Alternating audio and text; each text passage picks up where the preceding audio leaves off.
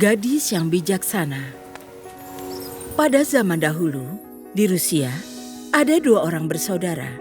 Yang satu kaya dan bernama Dmitri, sementara yang satunya miskin yang bernama Ivan. Keduanya pergi ke pasar. Si kaya menaiki kuda jantan, sementara saudaranya yang miskin menaiki kuda betina muda. Saat senja, mereka berhenti di sebelah gubuk kosong dan mengikat kuda mereka di luar. Sebelum akhirnya pergi tidur. Pada pagi hari, mereka terkejut karena kini ada 3 ekor kuda di luar. Ya, sebenarnya itu bukanlah kuda dewasa, melainkan anak kuda yang dilahirkan oleh si kuda betina semalam. Saat kedua bersaudara ini pertama kali melihatnya, si anak kuda berdiri di samping si kuda jantan. Itu milikku, itu anak kuda jantanku. Bagaimana bisa kuda jantan punya anak? Itu dilahirkan oleh kuda betinaku. Tidak, dia berdiri di samping kuda jantanku, jadi itu anak kuda jantanku.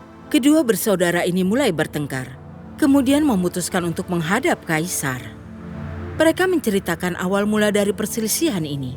Tentu saja sang kaisar tahu persis siapa pemilik anak kuda itu. Kaisar hampir saja menyatakan anak kuda itu milik si miskin. Saat tiba-tiba mata Ivan mengalami kedutan. Kaisar pun merasa tersinggung oleh ini dan memutuskan menghukum Ivan karena sikap tidak hormatnya ini. Karena kaisar suka dengan teka-teki, maka kaisar pun bertitah. Aku tidak bisa memutuskan siapa di antara kalian yang harus mendapat anak kuda. Jadi akan kuhadiahkan pada siapapun yang bisa menjawab teka-teki ini. Apa hal tercepat di dunia? Apa yang paling gemuk? Apa yang paling halus? Dan apa yang paling berharga? Kuperintahkan kalian kembali ke istana dalam seminggu dengan jawaban kalian. Dmitri langsung memikirkan jawabannya begitu dia pergi. Saat sampai di rumah, dia ingat seorang wanita yang pernah dia pinjami koin perak. Karena sudah lama dan terdapat bunga, maka si tetangga ini kini berutang 3 koin. Karena wanita itu terkenal cerdik, maka Dmitri menanyakan nasihatnya. Sebagai ganti dihapuskan hutangnya. Hal tercepat di dunia ini adalah kuda suamiku. Tak ada yang bisa mengalahkannya. Yang tergemuk adalah babi kami. Itu binatang terbesar yang pernah ada. Yang terhalus adalah kasur yang kubuat menggunakan bulu angsa kami sendiri. Hal paling berharga di dunia adalah keponakanku. Aku tidak akan menggantikannya walau dibayar dengan seluruh emas di dunia. Dmitri agak ragu dengan kebenaran jawaban si wanita. Namun di sisi lain, dia harus membawa jawabannya kepada kaisar. Dia merasa bila dia tidak melakukannya maka dia akan dihukum. Sementara itu, Ivan kembali ke gubuk tempatnya tinggal bersama putrinya. Baru berusia 16 tahun, gadis ini sering ditinggal sendiri. Sehingga dia menjadi amat cermat dan pintar bagi anak seusianya. Ivan tahu dia tidak akan bisa menemukan jawabannya seorang diri. Putrinya duduk diam untuk beberapa saat. Kemudian dia berkata, "Katakan pada kaisar bahwa hal tercepat di dunia adalah angin dingin dari utara. Yang tergemuk adalah tanah di ladang kita. Yang memberi kehidupan bagi manusia dan juga binatang.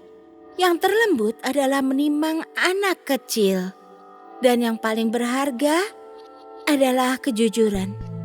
Kemudian tibalah saatnya bagi kedua bersaudara untuk kembali menghadap kaisar. Kaisar amat ingin mendengar jawaban mereka.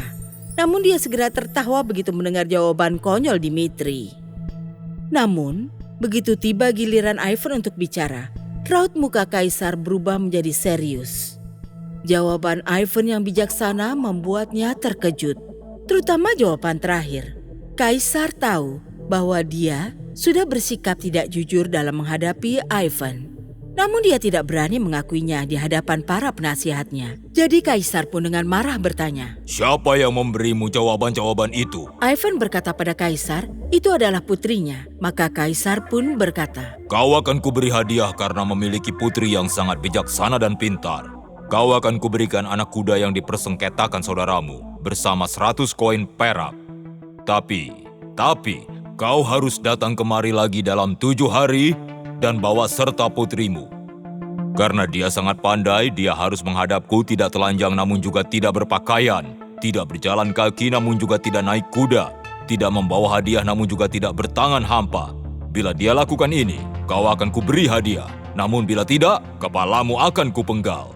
Ivan pulang dengan bersedih hati. Air matanya mengalir dengan deras. Namun saat dia menceritakan ini pada putrinya, si putri dengan tenang berkata, "Besok, ayah tangkaplah seekor kelinci dan seekor burung puyuh. Keduanya harus hidup. Ayah akan mendapatkan anak kuda dan 100 koin perak.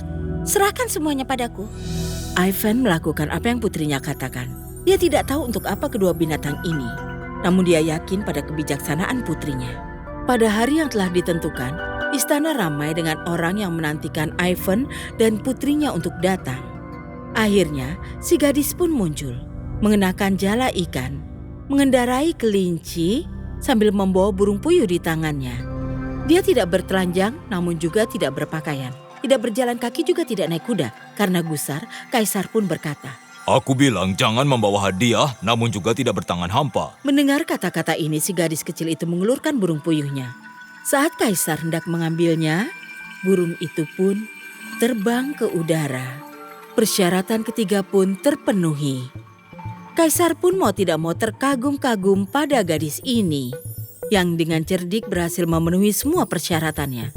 Kaisar pun berkata, Apa ayahmu miskin dan sangat memerlukan kuda itu?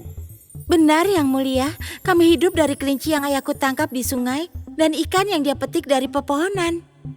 Aha, rupanya kau tidak sepandai yang dibicarakan. Bagaimana bisa ada kelinci di sungai dan ikan di atas pohon? "Namun, Yang Mulia, bagaimana dengan kuda jantan yang beranak?" Mendengar itu, kaisar dan semua orang di istana tertawa terbahak-bahak. Ivan pun segera dianugerahi 100 koin perak dan anak kuda itu. Maka kaisar pun bertitah, Hanya di kerajaan Kula, gadis sebijaksana ini bisa lahir. Selesai.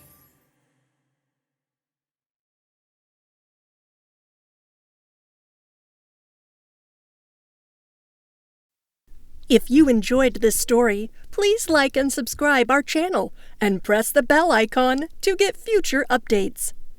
And don't forget to comment. If you enjoyed this story, please like and subscribe our channel and press the bell icon to get future updates. And don't forget to comment. If you enjoyed this story, please like and subscribe our channel and press the bell icon to get future updates. And don't forget to comment. If you enjoyed this story, please like and subscribe our channel and press the bell icon to get future updates. And don't forget to comment.